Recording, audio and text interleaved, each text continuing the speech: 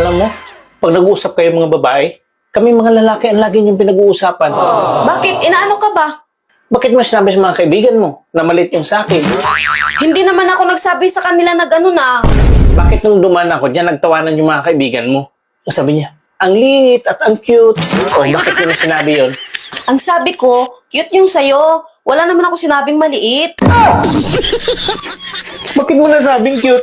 Akin lang naman yung nakita mo sa buong buhay mo ah.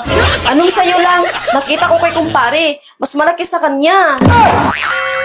Sabi mo sa akin noon, ako lang lalaki sa buhay mo. Kaya kita pinakasalan agad eh. Ikaw lang naman talagang lalaki sa buhay ko noon eh. Kasasabi mo nga lang na may kumpare ka eh. Ano ka ba? Bago pa lang yan si kumpare. Isang linggo pa lang yan. Ate, anong masarap sakyan? Yung tao o yung jeep? Siyempre yung tao.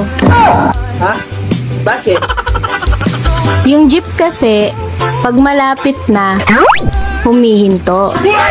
Pero yung tao, pag malapit na, bumibilis.